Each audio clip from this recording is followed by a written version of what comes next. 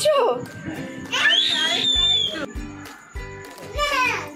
Gift আমার হাতে দিলাম। তো হ্যালো ফ্রেন্ডস, আমি অনেক কদিন ব্লগ ছাড়তে পারিনি কারণ আমার মেয়েটার খুব শরীর খারাপ ছিল, মানে মিঠাইয়ের খুব শরীর খারাপ ছিল, জ্বর ছিল এবং জ্বর থেকে একটু খিচুনির মতো হয়ে গেছিলো। ওকে হাসপাতালে ভর্তি করতে হতো, কিন্তু এমার্জেন্সিতে আমি একটা ডাক্তার পেয়েছিলাম, তাই উনি চিকিৎসা করেছেন, তাই আর হাসপাতালে নিয়ে যেতে হয়নি। তো তার জন্য আমি কদিন ব্লগ ছাড়তে পারিনি, বাট আমার একটা ব্লগ আগে থেকেই শ্যুট করা ছিল, শ্রাবণ মাসের একটা ব্লগ। তো সেটাই আমি তোমাদের সাথে আজকে শেয়ার করবো, মাম্মাম পাপ্পামের অ্যানিভার্সারি ব্লগটা।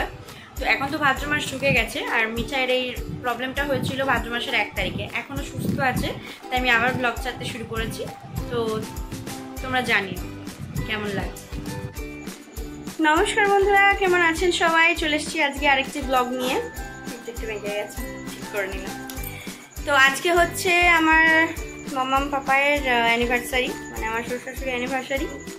তো তার জন্য একটু ছোট্ট কিছু করে আয়োজন করেছি। এখন তো শ্রাবণ মাস চলছেই, সোমবার পেরিয়ে গেলেও তো শ্রাবণ মাস শেষ হয়নি, তাই শ্রাবণ মাসটা 2-4 দিন আছে, শনিবার শেষ হবে, একদম শেষ করি আমরা উপোসটা ভাঙবো।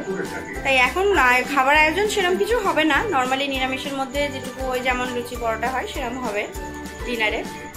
আর এসব পেরোক, শ্রাবণ মাস পেরোক, তারপরে একদিন কাটতে হবে। কিন্তু আজকে কেকটা না কাটলে তো ঠিক মানাচ্ছে না, তাই না? আমি ভীষণ টায়ার্ড, দেখি বুঝতে পারছি আমার শরীরটাও ভালো নেই খুব একটা। তো চলো দেখতে থাকো, কেক কাটা হবে। এই যে এটা মামাম আর এটা বাবা, মানে বাবা যা বলবে। এদের অ্যানিভার্সারি আজকে, কেক রেডি হয়ে গেছে, এই যে এবার কেক কাটা হবে।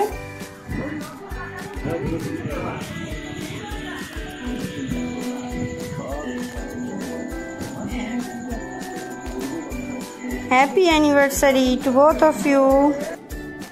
মিঠাই কি হারে দুষ্টুমি করছে তোমরা দেখো, ভীষণ ছটফট করছিল। আসলে এক জায়গায় বসে থাকার মেয়ে তো নয় একদমই, তাই ভীষণভাবে বদমাইশি করছিল। কেক কাটা প্রায় শেষের দিকে, এবার খাওয়ানোর পালা।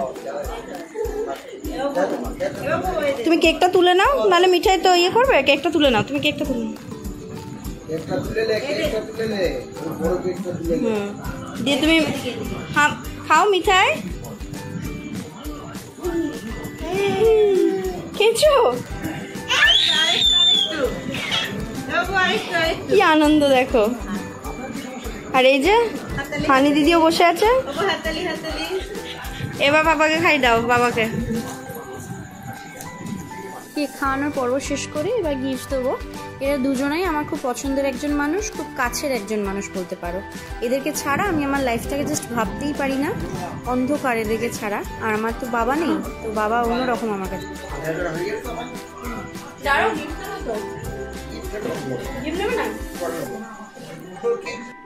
মাম্মামকে শাশুড়ি বললে ভুল বলা হবে, মাম্মাম একদমই আমার শাশুড়ি নয়, একদম আমার নিজের মায়ের মতো। এমনকি বলতে পারো তোমাদের দাদাভাইয়ের থেকেও মাম্মাম আমাকে বেশি ভালোবাসে। তো আমাদের শ্রাবণ মাস, আমরা এগলেস কেক ছাড়া খেতে পারবো না, তাই রেড ভেলভেট কেকটা এনেছি। জানো এমোরের রেড ভেলভেট কেকটা এগলেস। তো এই যে ছোট্ট একটা গিফটের ইয়ে করেছি, গরিব মানুষ তো যতটুকু পেরেছি। তো এটা মাম্মামকে দেবো। বিয়ের বাড়িতে যেমন একজনকে গিফট দিলেই হয়ে যায়, তাই আজকে পাপার জন্য গিফট নাই, আজকে শুধু মামার জন্য গিফট। তো চলো গিফটটা খুলুক, দেখো কি আছে।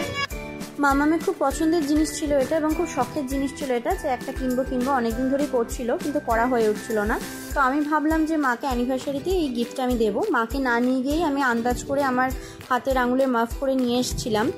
তো দেখা যাক, আমার অনেক আংটি আছে, কিন্তু মা কোনোটাই পরতে পারে না, কারণ মায়ের হাতের আঙুলগুলো একটু মোটা, তো তাই মায়ের হাতে ঢোকে না। আমাদের এরকম নেই যে আমারটা আমি পরবো মায়েরটা মা পরবে, তা না, মায়েরটাও আমি পরি, আমারটাও মা পরে, ওরকম কোনো বাধা ধরা নেই। আমার নতুন শাড়িও মা পরে, মায়ের নতুন শাড়িও আমি ভাঙি, তো আমাদের মধ্যে ওটা একদমই নেই।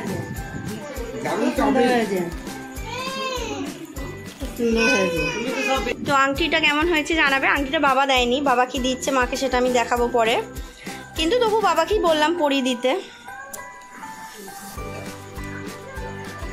মাম্মাম পাপার জুটিটা কিন্তু একদম রাধা কৃষ্ণের মতো, দেখো যেমন কৃষ্ণের গায়ের রং সেরকম রাধার গায়ের রং।